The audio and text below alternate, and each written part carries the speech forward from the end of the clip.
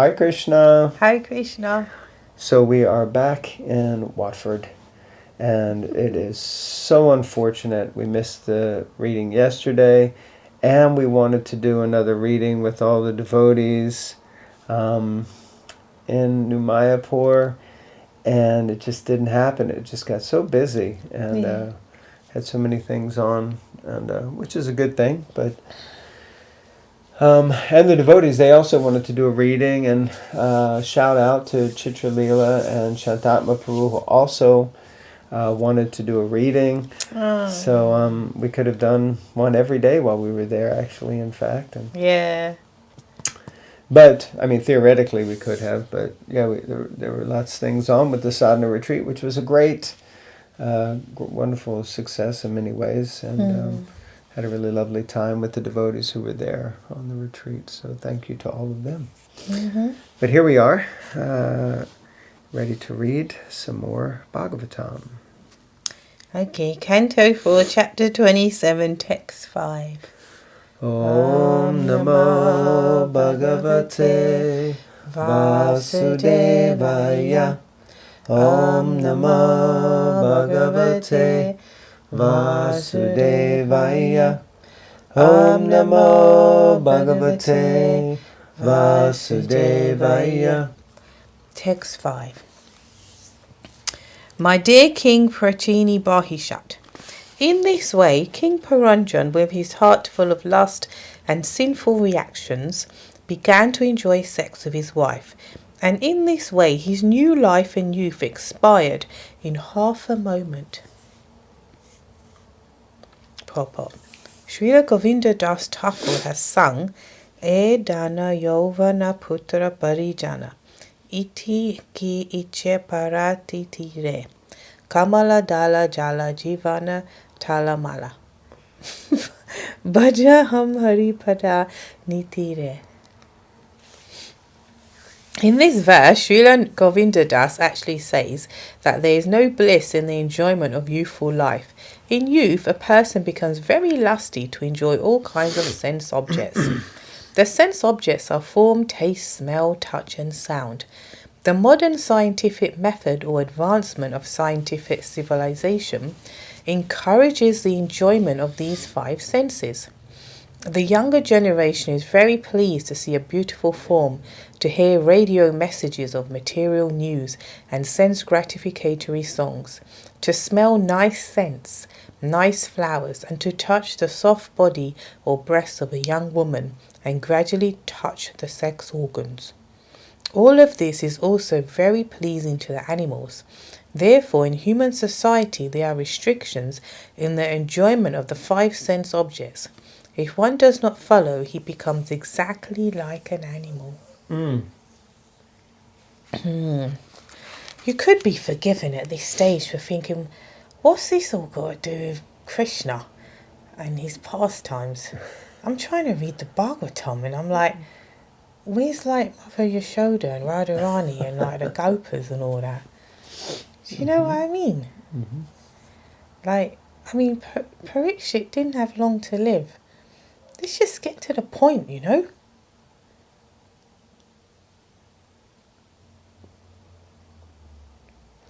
Kind of a soliloquy and you're done now? Or Yeah.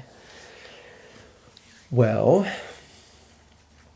as Srila Prabhupada explains in the beginning, in the preface of the Bhagavatam, or the introduction, one or the other, that one has to systematically go through the Bhagavatam because it prepares us for the 10th canto.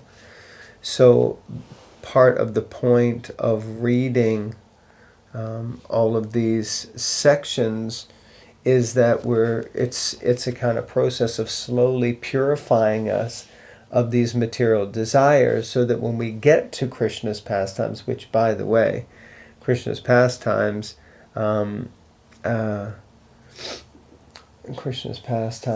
are also filled with enchanting, exciting adventures of Krishna with the gopis and, different things like that. So if your point is it's kind of sensual, then Krishna's pastimes are also sensual. So the point is to try to purify us of that. That's what I would say. If anyone else out there has any thoughts, please, you can share them. What do you think of that? Yes, that is correct. Of course, if you're purified of that already, you can just skip right to the end, or you can read this, understanding its purpose, and be kind of elevated in that way, I guess. Yeah. Okay. Srila Govinda Das Thakur. I can't remember hearing that name before. Govinda Das Thakur. I wonder who that is. I mean, Narottam Das Thakur, Bhaktivedanta Thakur. Who else? Govinda Priya. Jayadev Goswami. Who? Govinda Priya. Who's Govinda Priya? She lives downstairs. Thus, in this verse, it is specifically stated, Kama Kasmala Chaitasaha. The consciousness of King Puranjan was polluted by lusty desires and sinful activities. In the previous verses, it is stated that Puranjan, although advanced in consciousness, lay down on a very soft bed with his wife. This indicates that he indulged too much in sex. The words Navam Vayaha are also significant in this verse. They indicate the period of youth from age 16 to 30. These 13 or 15 years of life are years in which one can very strongly enjoy the senses. When one comes to this age, he thinks that life will go on and that he will simply continue enjoying his senses. But time and tide wait for no man.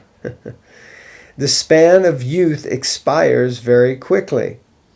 One who wastes his life simply by committing sinful activities in youth immediately becomes disappointed and disillusioned when the brief period of youth is over. The material enjoyments of youth are especially pleasing to a person who has no spiritual training. If one is trained only according to the bodily conception of life, he simply leads a disappointed life because bodily sense enjoyment finishes within 40 years or so. After 40 years, one simply leads a disillusioned life because he has no spiritual knowledge. For such a person, the expiration of youth occurs in half a moment. Thus, King Puranjan's pleasure, which he took in lying down with his wife, expired very quickly. Yeah, very interesting. And I guess if we think about it, those of us here who are in our youth watching, which may be very few or may not be, maybe it's just the old codgers who are out there like ourselves, or like myself anyway. My wife is Nava Yovana, she's ever youthful. But, you may be experiencing like, oh yeah, I remember in those days it was like that. Of course, Prabhupada is saying like this, or Bhagavatam is saying like this, but there's the story of Akbar, and what was the king's name? Do you remember? Or maybe Akbar was the king? Yeah. Aurangzeb? No, I don't think so. But anyway, of how, the king was saying to his minister, like, oh, I hope that when I, get old, that this kind of desires will go away. And he said, no, this lasts up until death. It's like the most powerful thing. And then he said, come, let's go visit a friend of mine. He's in hospital. And make sure you bring the princess, your young daughter, with you. So the king goes to visit this old commoner, in prison, or not in prison, in hospital. And when he walks in, he's respectful to the king, but as soon as he sees the princess, he's like, oh. And he can't take his eyes off the princess, even though the king is there, his minister is there. And, his minister says to the king, just see. He's still enamored by the objects of the senses. So, yeah, it's, what was the quote Prabhupada gave? Well, he said time and tie away from no one. But yeah, old habits are hard to, what did it say, hard to kill or hard to get rid of? Die hard. Old habits die hard. So yeah, so this potency and actually, listen, it's kind of a funny story, but we were just in New Mayapur and we visited the Goshala. And in the Goshala, this was the morning after you guys were there. I went the next morning as well. And me and the two devotees who were looking after the cows were discussing, and evidently they've got two young oxen, or two young male cows. One of them is an oxen, which means he's kind of had the snip. But the other one isn't. And so he said that the one who hasn't had the snip is a bit, rambunctious. And he said actually one of the older ones that we had, who was a bull, from the moment he was born, he was immediately butting his head up against things and just full of so much energy and anxiety. And he said, and they wanted to keep him as a bull so that he could be used also for breeding with the other cows. But, he basically literally attacked two ladies who were visitors to the farm, like literally head down, ran right at them. And he was just always so full of angst and upset and, and they said, so we decided we just have to kind of give the snip. And they did the snip, and literally they said the next day he was a completely different personality. And so we were discussing how this strong desire is actually, it's at the source of so many things, and especially amongst men, It seems like, some people say in the Bhagavatam, men are like always glorified and women are subjugated in different ways.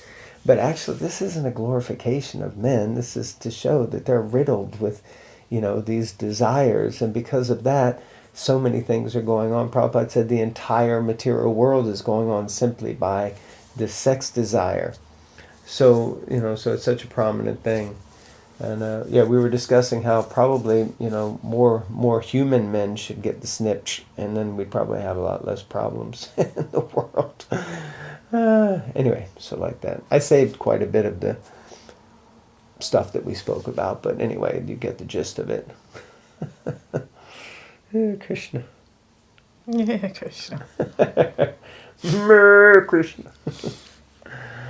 All right. Where are we? Kama Kasmala Chaitasha also indicates that unrestricted sense enjoyment is not allowed in the human home of life by the laws of nature. If one enjoys his senses unrestrictedly, he leads a sinful life. The animals do not violate the laws of nature. For example, the sex impulse in animals is very strong during certain months of the year. The lion is very powerful. He is a flesh eater and is very strong, but he enjoys sex only once in a year.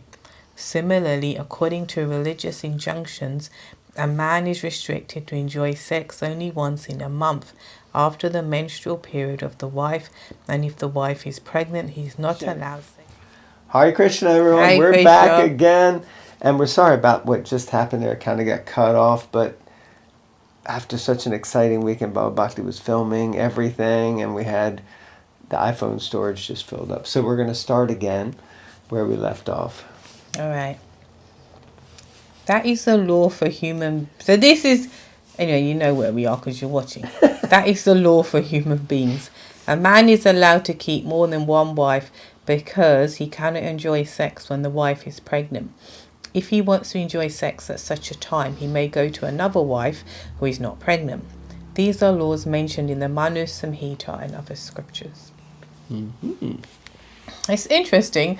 Prabhupada's bringing up, maybe it's not the first time, but, these are laws. So law means Law. It's law. And then he says, and the law is, because then you have to cite, like if you was in court, you can't just say, well, Your Honour, this is wrong, or I defend myself. according to this. Okay, what's your source? Oh, my Uncle Bob, I'm twice removed on my dad's side. You can't say that. But if you bring up some official law journals and books, it's accepted. So in the same way, Prabhupada's saying it's the law, and then he cites where the law is coming from, the Manu Samhita and other scriptures, which you could say in a court of law, what are the other scriptures? So the point is, well, on the one hand, we're being propagated, doesn't have to be a bad word, but we're propagated. Read the Bhagavad Gita, read Bhagavatam, read Chaitanya Charitamrita. We are not telling the aspiring devotees to read the Manu Samhita or other scriptures. So it's interesting to cite Manu Samhita and other scriptures in such a controversial points as these are.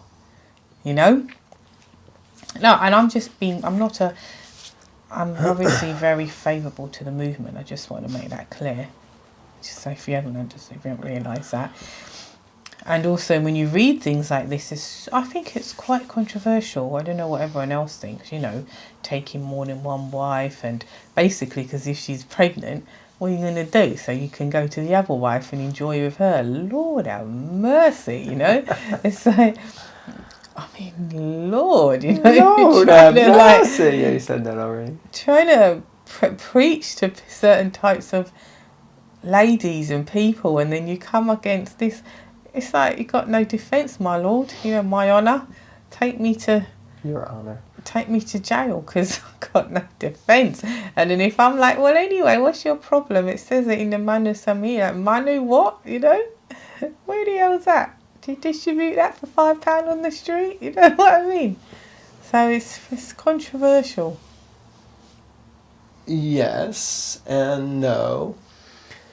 And with all due respect, we are here in Bonnie, England, and it weren't so long ago that also kings had more than one wife, beyond the shadow of a doubt, and likely others, especially amongst the aristocratic community, were probably also entitled to have more than one wife. Yes.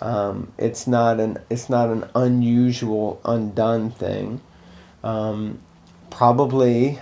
I was thinking in America, but in American culture, I don't know. Well, there are also religious groups that are allowed to have more than one wife. Some of them from the older times, probably, and possibly amongst Quakers and like that. But even amongst the Native American Indians, the chief and certain, again, prominent members could also have more than one wife. I'm sure if you go even African tribes, same thing. If you went to Spain, if you went to Europe, it was a similar principle. And for sure in the Roman Empire, even if you only had one wife, then you had at least 40 mistresses.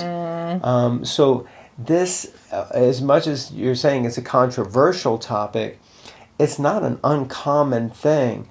Yes. And often it is also, and of course there are current religions, especially in the Middle East, in which people there are entitled to still have more than one wife. It's just when they come to the West, legally, polygamy, I think is the term, polygamy is not allowed.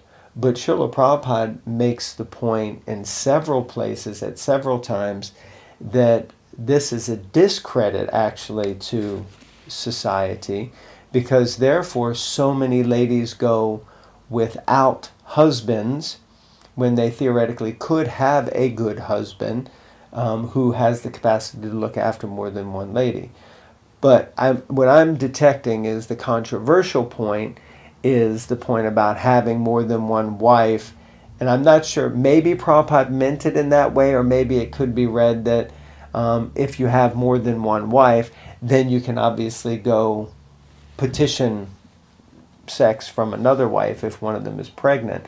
But the point being that sense gratification is also controlled and disciplined, because, as he said, you can only have it once a month, And that too at the correct time for creating progeny. It's not like just random. And that, if your wife is already pregnant, then there's no chance, kind of thing. Okay. So please explain your understanding of the controversy. No, I was just saying it like that's how people might read it. Yeah. But like you said, authorized. What is it? Scriptures. No. Authorized. Polygamy.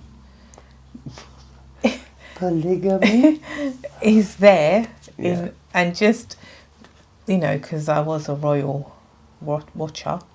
A royal watcher. Yeah. Okay. And so it's very common.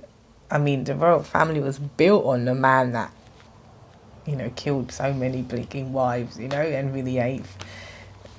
So many, and he had mistresses and this, that. Even the current king, if I dare say it, he's married to his mistress, basically. We all know that, don't we? Oh my God, really? Very sad, by the way, what happened to his ex-wife, but anyway. So, yeah. No, it is sad. But, so, yeah, it's like... And it's interesting that people get up in arms because the point is it's in the scripture. And it's okay when it's out there, like, oh, how, what's your name? Oh, so-and-so. Oh, what do your parents do? Oh, I don't know. My dad went off with this one. Or, oh, yeah, my mum, she goes around here, there. We're all right with when it's in society. Maybe it's even cool when you see it in the celebrities you watch or this and that. But we expect, whether you're religious or not, there's a certain expectation from the scriptures and from religious books. So when you read these things, it adds almost a, like, if, you feel, what? You guys are saying that? That's how, you're saying that? Yeah, it's interesting. It's like I can think of one relative of ours, that would not approve of reading this at all, and it would be quite, I don't know what she would do, but within that extended family of ours, there are plenty of divorces and people even not getting divorced but having friendly relations with other people like that. But so are you okay with that? And you still mingle with people, do you see? But when it comes to something like this, I know our relative would be mortified. And you're like, well, okay. Interesting. Yeah. Good point. I like that. That, there's so many despicable things in society going on between, having to do with sex in so many different ways. But, getting married, having regulated sex life, having more than one wife, and that's controversial. It's like, it's not controversial that anyway, we can get into so many things. Yeah, but we don't need to. Yeah, good points. I like that. Appreciate that. Okay. Final paragraph. The final paragraph. These laws and scriptures are meant for human beings. As such, if one violates these laws, he becomes sinful. The conclusion is that unrestricted sense enjoyment means sinful activities. Illicit sex is sex that violates the laws given in the scriptures. When one violates the laws of the scriptures or the Vedas, he commits sinful activities. When one who is engaged in sinful activities cannot change his consciousness. Our real function is to change our consciousness from Kashmala, sinful consciousness, to Krishna, the Supreme Pure. As confirmed in the Gita, Param Brahma Param Dhamma Pavitram Paramam Bhavan. Krishna is the Supreme Pure, and if we change our consciousness from material enjoyment to Krishna, we become purified. This is the process recommended by Lord Chaitanya Mahaprabhu as the process of Chaito Darpana Marjanam, cleansing the mirror of the heart. Very good. Very nice. As controversial as it is, nice purports, nice statements, and forces us to think about and look at what is some blatant and blunt facts of life. Yeah, I like this. Thank you very much. Hare Krishna. All right, so we're off to get me married again to a couple of other wives now, right? Yeah, sure. Got the plot of land you can get married on and all. Okay. Thank you all very much. Please read the Bhagavatam and keep tuning in. Don't forget to like, Subscribe. share. Comment. Yay! Honeymoon.